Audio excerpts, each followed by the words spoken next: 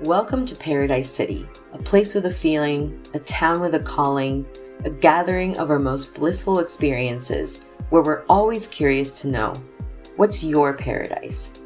My guest is Mohammad, an outdoor geology sustainability enthusiast with a national park bucket list.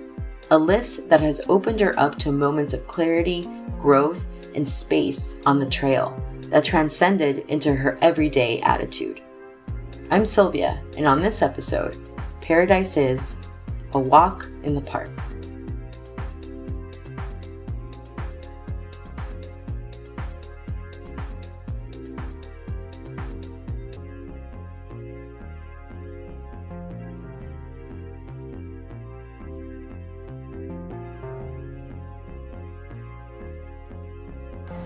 This is a Sunday morning, and sunrise hike would be to the Mesquite sand dunes, where it's a hike over sand dunes and there's no official trail, but there is a target where we're gonna reach the peak and we're gonna hike our way there to catch sunrise.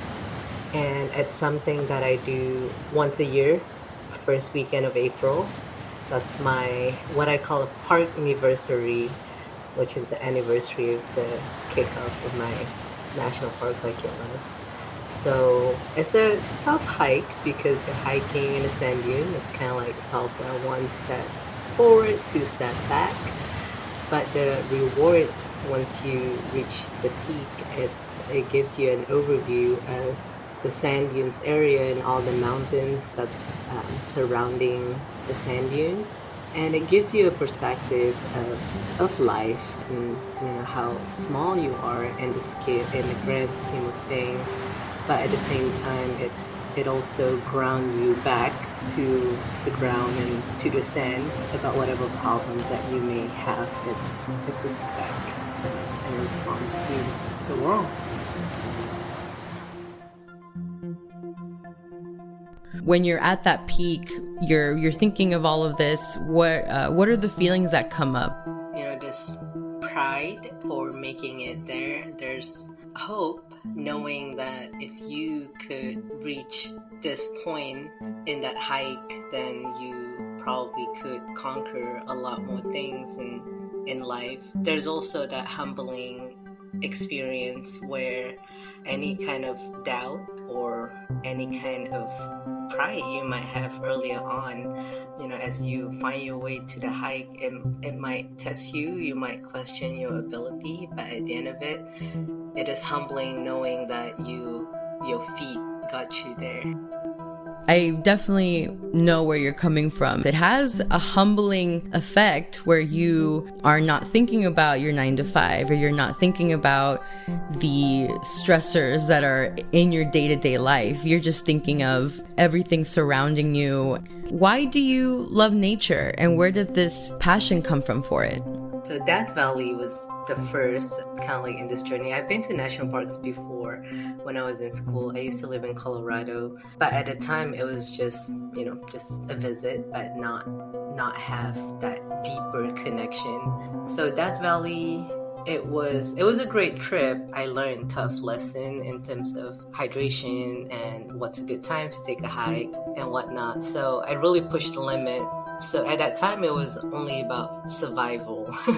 But the second trip, I went to Pinnacles National Park, and I had this goal of wanting to hike to this high peak. It was a tough hike because I was physically active, but still like all the elevation gain and whatnot, I was still a rookie hiker. And trying to get to that peak, I remember that at that time, it was just getting from point A to point B, and that was my only focus when I'm on the trail. And I felt like the weight of the world in terms of family, relationship, work, none of that mattered, none of it, occupy any space in my head. And I could hear my own thoughts, everything just felt so clear. And it was a feeling I've never quite had. And I think that's what really got me hooked to nature. And I was impressed because I started it being a physical journey, but what I gained in terms of mind, body, and spirit, it was amazing. So I knew that I needed this, I need more of this. And between that and the list, it just works. You're an ambassador for national parks. Do you have any suggestions or advice for people that may not know where to begin? I love that the National Park Service have a very well-structured system in regards to all of their 400 parks. So the National Park Service website for each individual park, it's a wealth of information. It helps share all the basic information in terms of when is the time to visit in terms of season, what time would the park or the visitor center open, and it has a list of things to do that you could check out in terms of camping or hiking or other recreational activities. So when I plan my national park visit, that is my first go-to site. I suggest that once people are there to visit the visitor center where you could talk to park rangers and the volunteers. One of the things that some people visiting our public lands might not be aware of is kind of like the level of protection and conservation efforts in our public lands. Some people think it's just space that they could play around and might end up causing permanent damage to the areas through graffiti, or if you're stepping in areas that you shouldn't be stepping. That's something to be mindful as well. We should treat the land, the public land, with respect. And I think that's something that historically and even to this day, the indigenous people are practicing, that respecting the land and treating them the way we would treat precious material or space. That way it's there for us in the future and also for generations to come. How can we be better at educating and giving that passion to future generations? Originally, I'm from Malaysia, and even though it's a peninsula surrounded by water and the weather is always nice because it's a tropical country, I didn't spend a lot of time outdoors. And even when I moved to America for college, living in Colorado, I often felt like it was the outdoors, the white space by default, and I never really feel the calling to occupy those spaces.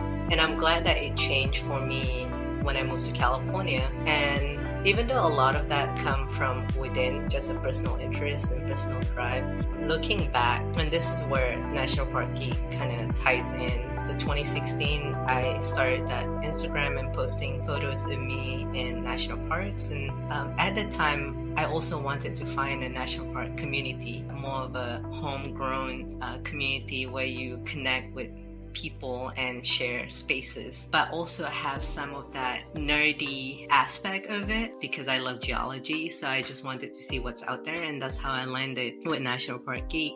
And it's a community of like-minded people who loves our national parks, and it's a variation of people as photographers, and there's just people like me who wants to go see all the national parks. In 2017, I started going on trips with other friends that I met on Instagram who loves national parks. What I would suggest is that if you're already visiting the public lands and going on a hike, is to invite another friend or two who have not experienced the outdoors before, so that they have that connection to somebody safe to them, somebody relatable, somebody who's not intimidating. And as you go on a hike with them, it's also an opportunity to share about how to be a good steward on public lands. I come from a tropical area as well. It's crazy to me that we both grew up in that kind of environment and didn't really have a lot of exposure to the concept of hiking and the concept of camping. And I agree as well that it took a community of other like-minded people that had an affinity for nature and for the outdoors for me to have an education around it. This is one of the points that was really interesting to me when I read more about you. Can you tell us more about why geology? What is the fascination there?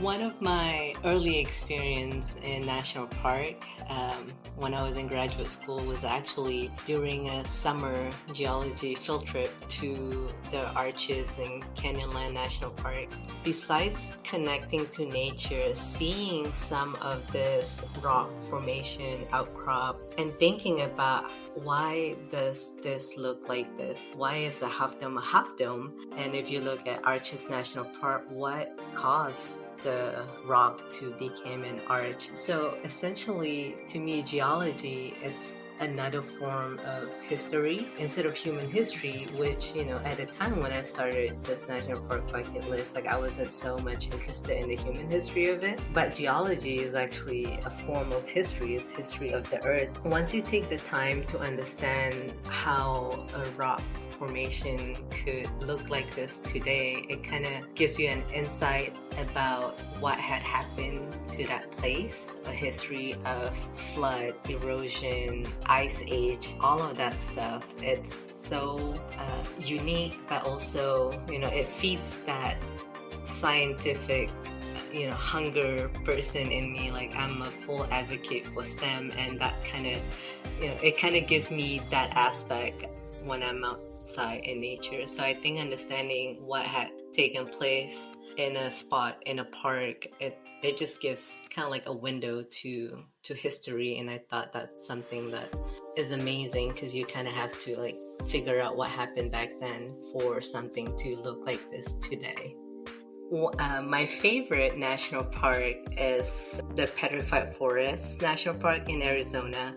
And Petrified Forest is a small park for me, but I love it because the story there with the geology is, you have this trees from 225 million years ago that, existed along with prehistoric animals, and they had this big flood that happened in that place that took down all the woods, and they're all covered in dirts and muds, and along with the animals as well. And you just get compacted with time, pressure, and temperature. And now, 225 million years later, we have this national park that protects this petrified woods that turn into mineralized crystal rocks. They're beautiful in colors, and there's just something about that, because if you look at it, it still looks like a tree trunk, but when you look closer and you see all the rings that all different colors, all mineralized, and then there's also fossil as well, that just did it for me. It's something so beautiful that has all this history and really needs to be appreciated, instead of just thinking it's just part of the cycle. So at this point, you're probably wondering, well, how can I get involved and share my experiences and learn from others about parks? One place is National Park Geek.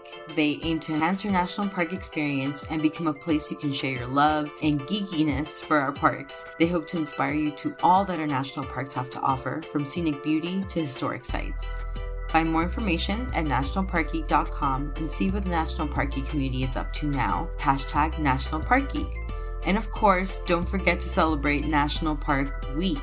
Every April, the National Park Service joins with the National Park Foundation, the official charity of America's national parks, to celebrate America's treasures. National Park Week is a time to explore amazing places, discover stories of history and culture, help out, and find your park. Personally, I went to Colorado for a week and visited Rocky Mountain National Park for the first time. Absolutely magical. Just what Linda says. It is Humbling, it is an unreal experience. So celebrate National Park Week 2021 from April 17th to 25th. Parks across the country will host a variety of special programs, events, and digital experiences. There are also special theme days during the week to highlight the different ways everyone can enjoy national parks. Find more information at nps.gov. Now, back to Linda. I'm curious about your sustainability practices. Can you tell us more about the work you do there and why it's meaningful? What started it for me was also the same year that I started this national park bucket list. I go on all these hikes. So at that time, I was like, well, I wanted to have a water bottle that will keep my water cool for when I reach the peak. So, it could be refreshing for the hike back. And I looked into a couple of options and I landed with a Hydro Flask bottle. I'm not using any single-use plastic bottle that, I keep in the car and then have to trash the plastic bottle. And also the same year, I learned that all this plastic that we think is recyclable, a lot of them aren't, and even those are recyclable, they get sent to my part of the region in Malaysia, in China, to get processed. So it kind of defeats the purpose, especially if I can reduce my consumption or reduce my contribution to waste. So it started with a water bottle. That's one single-use cup less a day, and if I do it a couple of times a week in a year, it's a lot of single-use plastic cup or paper cups that I reduce. So it became more in my life, because once you realize how much single-use item that you use every day and how much it accumulates, and this doesn't necessarily recyclable and they just go to a landfill, it affected me. It changed me, it changed my habit, and I've become more mindful and intentional. So starting from all these adventures, this past year that I've lived at home through the pandemic, I started looking around my house and see what other ways that I can reduce my single-use consumption. So it goes down to a Ziploc bag. But I want to remind us, because this is also deeply rooted in my culture and the way I grew up, and I'm sure yours as well.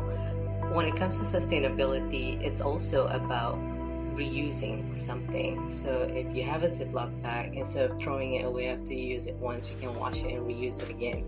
That way you don't have to buy new stuff. And in terms of jeans, you could always repair whatever hole you have instead of buying a new one. If you have empty container from butter or takeout, you can always reuse it as a container to go if you're having people over and sending them home with food. So it doesn't have to be an expensive investment. It could start with just reusing and reducing. Just doing your research about a water bottle and it coming back to you reflecting on your habits, you can realize this, but you also have to take action and be disciplined with that action. And my advice when it comes to sustainability is start small. It doesn't have to be perfect. And remember that as imperfect as it is, it still amounts to something. If you only bring your water bottle once a week, that's still 52 plastic cup less somewhere, and it still adds up. So don't seek perfection, just seek progress. From when you first took a hike and examined a rock to now, how have you learned anything new along the way? It is kind of like the evolution of me. Started with a love for geology and becomes into let's visit national park, and it really drives into the sustainability swaps that I've done in my life. The takeaway for me is lean into your passions, because it can evolve into having more than one passion, and it can evolve into creating change and, in your case, your growth. After reflecting on everything that we've touched on, what's your paradise? What does it feel and look like?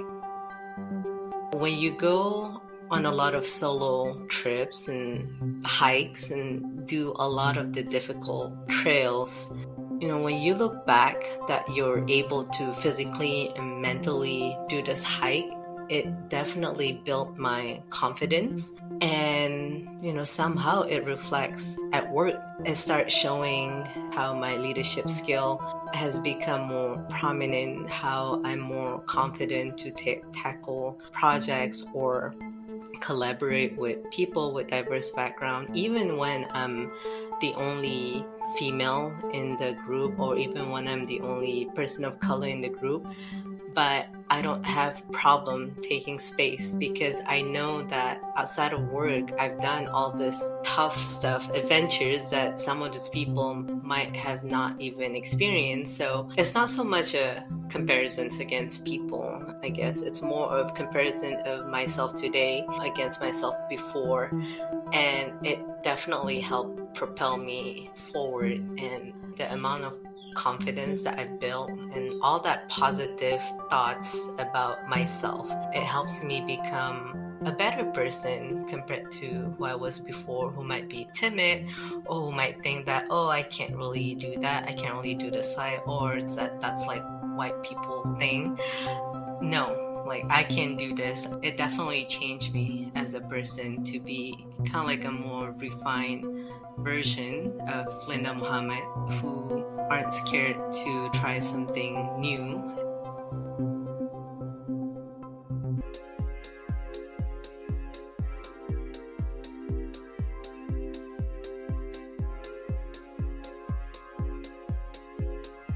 Thank you again to Linda for joining us on Paradise City. You can follow her at The Bucket List Traveler, and you can follow us on Twitter, Facebook, and Instagram, and support us on Patreon at Paradise City Pod. If you or someone you know wants to share their paradise with me on the podcast, send a message to paradisecitypodcast@gmail.com. Support our parks, take a hike, and share this episode with someone that should too. Thanks for listening, and stay tuned for more episodes. Till next time.